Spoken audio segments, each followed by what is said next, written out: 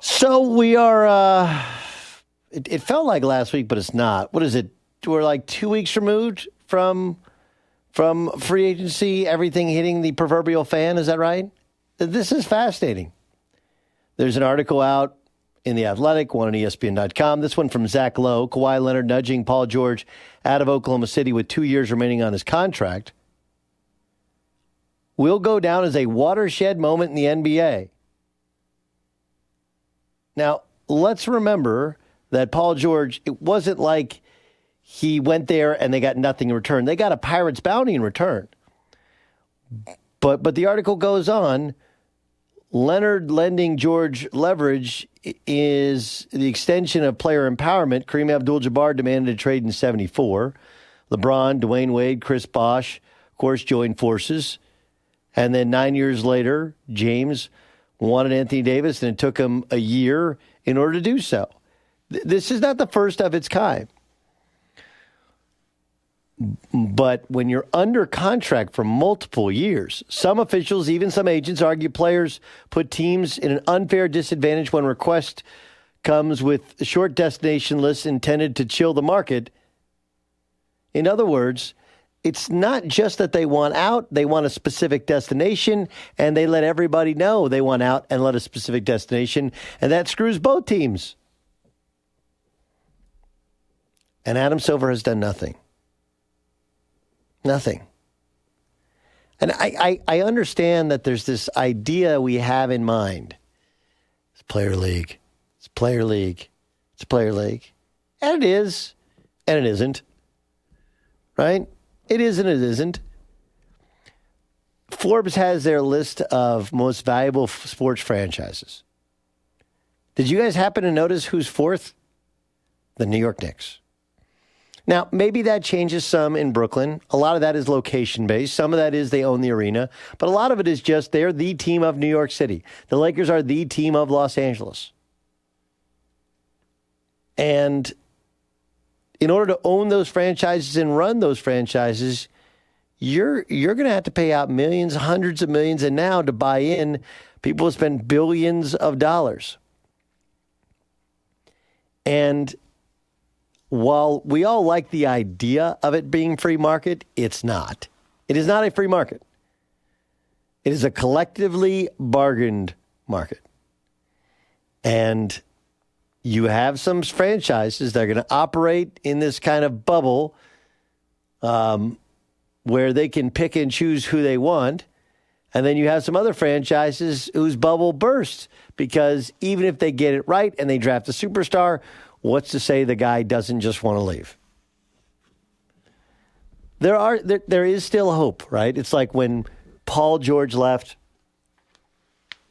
when Russell Westbrook was traded. It does feel like your Giannis Antetokounmpo is now Princess Leia. There is another. But what if Giannis a year from now decides, I want out? Milwaukee's just too small for my brand. It's just too cold for me. I want warm and I want big. I want somewhere else.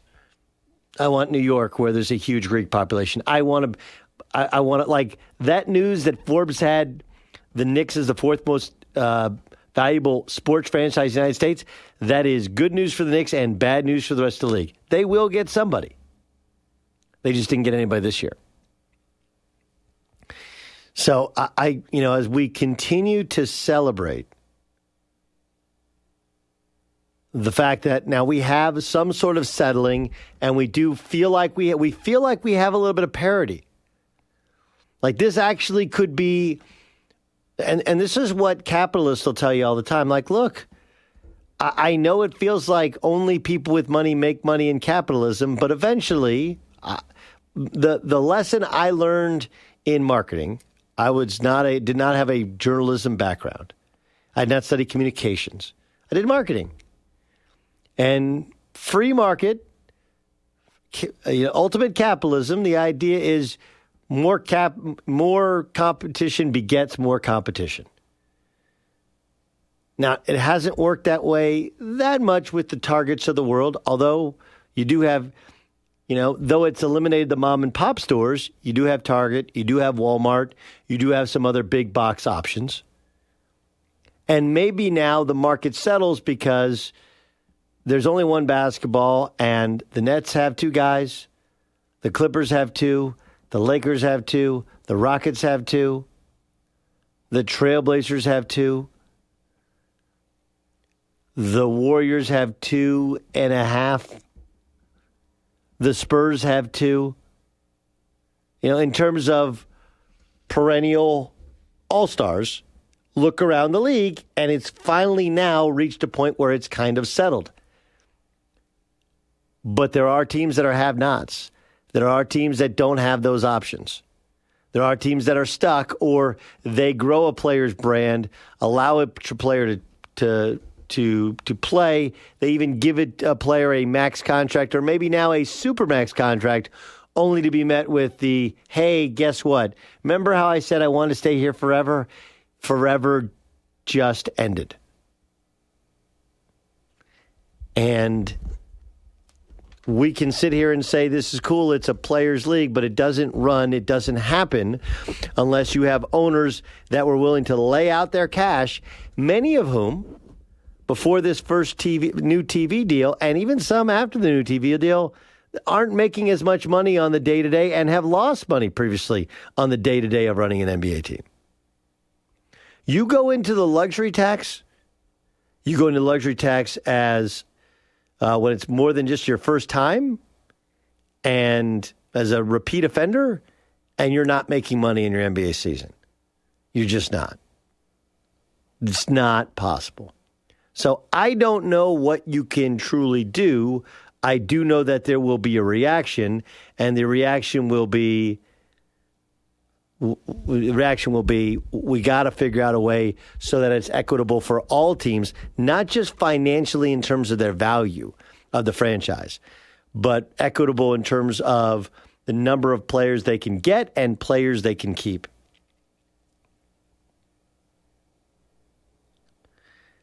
And then you have the other kind of side part of the story, which is the Lakers and the Raptors feel like they were duped and used by Kawhi Leonard.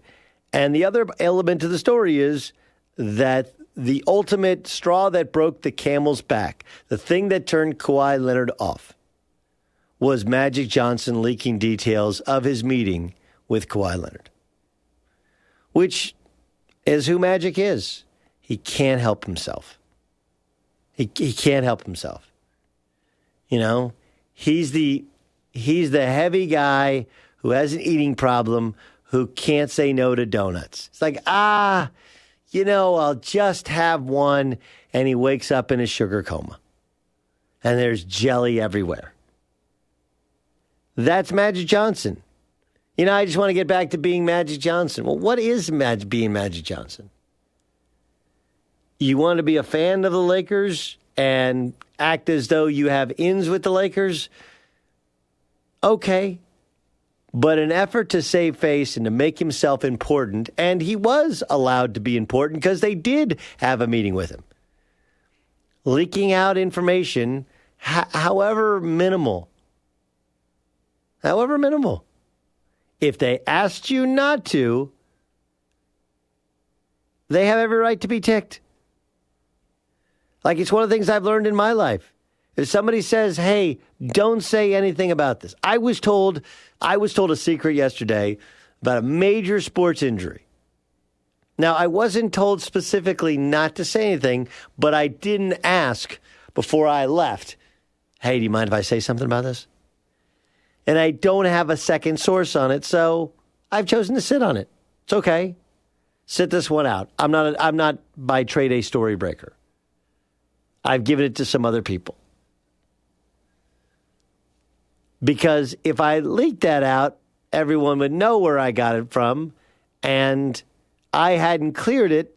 And if I didn't clear it with the person I got it from, wouldn't be good for me at work. I've been told, hey, don't respond to anybody on Twitter. And however nominal and remedial the tweet was, or even just, quote, retweeting somebody who had praise, when you're asked not to do so, you don't do it, or you run the risk of some sort of pushback. Magic Johnson was told, don't say nothing to nobody. This is like the scene from Goodfellas, right? They were turned, don't buy anything. Don't buy anything. Take it back. Take it back. The only difference is Magic can take it back. He wanted to be important. He wanted people to know he was still involved. He couldn't just lay in the cut. He couldn't just be Magic and answer people's texts. Couldn't just have, drinks with somebody on the side. Instead, he had to have everybody know. And not only did he cost the Lakers Kawhi Leonard, but the fact that he cost the Lakers Kawhi Leonard makes him look even worse. And the only person Magic Johnson can blame is, in fact, Magic Johnson. Chris Haynes is going to join us upcoming next. Chris Haynes is an NBA senior insider for Yahoo Sports. He covers the league, and there's a lot I want to get to. A couple stories of the day. One is Zion Williamson signs with Jordan Brand. Of course, remember, Jordan Brand is essentially Nike. I know it's its own brand, it's its own company. But it's kind of interesting. Darren Ravel just tweeted out that there were other offers that had more money on the table, but Michael Jordan is his idol, his favorite player. Of course, he retired before Zion was even born, but with YouTube and the Jordan image. Are you surprised that Jordan Brand is where Zion ended up?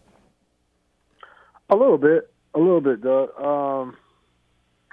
Just for the reasons you mentioned. Zion wasn't alive when Michael Jordan retired. A lot of times when you ask a lot of players who were, born in the '90s, I would say like mid '90s and upwards, you ask them who their favorite player is, and most of them would say Kobe Bryant. Or if you ask them who the best player is, most of them would say Kobe Bryant. So it is. I was a little bit surprised, but like you said, there is the Nike connection there with Jordan Brand, and at the end of the day, I think it's a pretty solid fit. I get that all of these guys want to be healthy for the regular season, but we're also seeing load management in the regular season. I don't know what to make of so many players pulling out of the World Cup. Actually, I do know what to make of it. Like, is it just that it's a World Cup, or is this a bad sign for the upcoming Olympics that so many players are pulling out of playing for Team USA? No, I think not to disrespect it, but I do think it's just the World Cup summer. I think LeBron will be playing. If this were the Olympics, AD would be playing. I was actually told that AD would be playing, but that's I will leave it strictly that to blame for guys pulling out. That it is the World Cup, and these guys are pulling out. I would expect most of them to be available when Colangelo and Greg Popovich have to trim the roster to 12 going into the Olympics next summer. So I think you add in the fact that this season there's really no clear-cut title favorite, and so a lot of players didn't want to commit 6 weeks of their off season, being outside the country. They wanted to get acclimated with their teammates and try to make a run for it during this next upcoming NBA season. Chris Haynes, NBA insider for Yahoo Sports, joining us. Doug Gottlieb Show, Fox Sports Radio. Tim Duncan going to be on the staff with the Spurs. Does he want to be a head coach, or is he the one who's going to watch over Becky Hammond's back in case she gets the job? Yeah, I could probably see more of the latter from what you just mentioned there, Doug. It's really difficult. Tim Duncan doesn't like the spotlight. For God's sake, the press release, he was second. He was the second assistant coach mentioned on the press release yesterday. So it's hard for me to believe that he would take a upfront, visible head coaching role where you have to, be open to the media and speak, every single day. I'm surprised he's taking an assistant coach because, he has to dress up and wear a suit for every game and travel to every game. So I am surprised he's taking that role. It's hard for me to see Tim Duncan taking the head coaching spot. I think the stage is getting set for an unprecedented promotion in Becky Hammond when it's all time for that. Yeah, I mean, there's been such an exodus from some of the other assistants, some surprisingly so, that they're clearly clearing a path. R.J. Buford getting kicked upstairs is interesting, too. Did you see that coming? Yeah, well, my guy, Jabari Young for The Athletic, he reported that a couple days ago. I believe it was last week, that this move was happening, and it seemed like they're going in a different regime and they're going a different way. And you have to think, like, would it be? I wouldn't call it a front office shakeup, but would there be some movement in the front office had not happened? Had not the Kawhi situation went down the way it did. And so you have to wonder, is this just RC's time to take on a different venture? It's time to give somebody new blood to get in there. I don't know, but, Brian, he's a great, bright guy. He's definitely worthy of this opportunity. And, we'll see how the regime moves forward with the way things are shooking up in that office right now. One of the stories out about Kawhi Leonard is that what ultimately turned he and his uncle Dennis off about the Lakers was that Magic leaked the information about Magic's meeting with Kawhi and Uncle Dennis to Ramona Shelburne. I'm left with this thought that Magic just can't help himself. He has to be in the spotlight. He has to have attention. And in an effort to save face and be a part of the process, he might have ruined the process. Is that too harsh a way to look at how Magic Johnson ultimately exits this story? Yeah, I think that's a little bit too harsh, though. Look, was it ideal? No, obviously not. But I can't say that was one of the reasons. I can't corroborate that was the reason why the Lakers were eliminated. I really couldn't believe that. But definitely, when you look into how Kawhi set up the free agency, with these teams, each team, they knew going in that trust was a big issue with him. And, they did not want a play-by-play scenario of how free agency meetings went or what happened. They didn't want that occurring throughout. And so definitely, no, that was something that Kawhi and them would have rather stayed in the house. But no, I can't go as far and say that's why, he didn't consider the Lakers. I don't think that's true at all. Okay, so did the Lakers and Raptors get true consideration, or was this just a play all along to get the Clippers to motivated to get that second star? Well, I'll say this. When you're looking at Kawhi Leonard and the teams he's been on in the NBA, he's been shielded. San Antonio, you didn't hear much from him at all. He would hardly speak. The Spurs, PR staff, they tend to hide their players and they're not the most accessible franchise. And then you go to Toronto, where he was open out and spoken a little bit more because he had to be, because he was without a doubt the face and leader of that team. And so he spoke a little bit, but still, Toronto still shielded him somewhat with with load management and all those things. And so when you look at going to the Lakers, aside from the fact that, he just didn't want to, build a super team, a lot goes around. There's a lot of drama that goes around the Lakers. And then there's a lot that goes around, just playing with a LeBron team. LeBron demands so much, and there's just so many media stories that's driven by LeBron, what he says, his every move. I don't think Kawhi wanted to be around all of that. That's just something he's not accustomed to. So, the opportunity to go back, go to the Los Angeles Clippers, be home, and they was able to steal Paul George at the same time. And so for him, I think he believes it was a win-win for this situation. Do you think Andre Iguodala ends up ultimately with the Lakers? I don't know. I don't know in that regard. There's a Houston has interest. The Lakers, of course. I wouldn't be surprised if the Clippers, try to find a way to get in that mix. It's tough to say right now. Memphis wants something in return, and so they're holding on strong. They're trying to get a trade going on. So Iguodala's situation is a little bit more in flux right now. Chris Haynes joining us on the Doug Gottlieb Show on Fox Sports Radio, senior NBA insider. Okay, what about the league? How any of these front office and owners operate. Like, they look around, they see the mass player exodus. They see guys like Paul George, a couple years left on his deal. Anthony Davis had a couple years left in his deal when he said he wanted out. They couldn't possibly be happy about it. No one's saying you're gonna cut all player empowerment, but how will they slow the tide of guys, joining up and going to the coast and leaving kind of the Midwest behind? I mean, the Supermax was supposed to solve that problem. That was supposed to be what would keep the Anthony Davises, the Kawhi Leonards to stay at their home teams. And that still wasn't enough. I think at the end of the day, Doug, you look at it like this. When these franchises, even small market franchises, when they draft a player and they draft a star player who ends up being a top 5, top 10 player in this league, you got that player for almost a decade, 7 or 8 years.